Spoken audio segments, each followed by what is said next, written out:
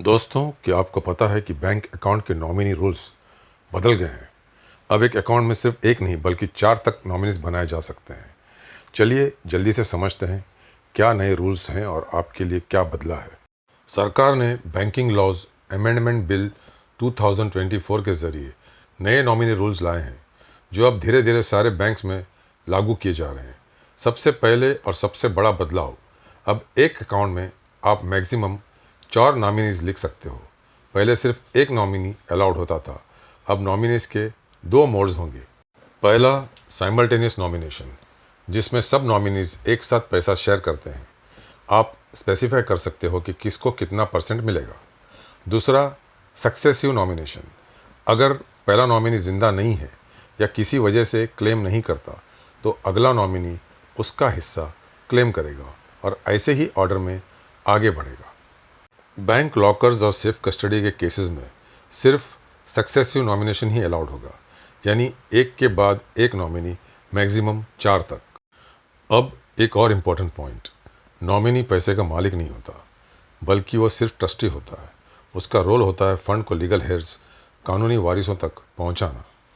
अगर आप फॉर्म में प्रायोरिटी ऑर्डर नहीं लिखते तो बैंक वही ऑर्डर लेगा जिसमें आपने नाम लिखे हैं। अभी ये नए रूल्स इम्प्लीमेंटेशन फेज़ में हैं, लेकिन आरबीआई ने क्लेम सेटलमेंट के लिए डायरेक्शन जारी किए हैं कि इन नए नॉर्म्स को बैंक्स को 31 मार्च 2026 तक पूरी तरह से लागू करना ज़रूरी है। इसके बाद किसी अकाउंट होल्डर के डेथ के बाद बैंक को नॉमिनी या लीगल हेयर का क्लेम 15 दिन के अंदर सेटल करना होगा अगर उन्हें सारे डॉक्यूमेंट्स मिल गए हैं। अगर बैंक की वजह से डिले होता है तो बैंक को कंपेंसेशन, जुर्माना देना पड़ेगा। अब बात करते हैं कुछ एक्स्ट्रा पॉइंट्स की जो हर अकाउंट होल्डर को पता होना चाहिए। आप कभी भी नॉमिनी बदल सकते हो या रिमूव कर सकते हो, सिर्फ एक सिंपल फॉर्म भरना होता है।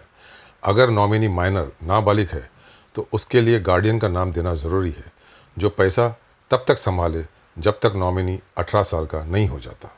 बैंक को नॉमिनेशन फॉर्म में नॉमिनी का एड्रेस, ईमेल और फ़ोन नंबर लिखने की ज़रूरत पर खास ध्यान देने को कहा गया है ताकि बैंक डायरेक्टली उनसे कांटेक्ट कर सके।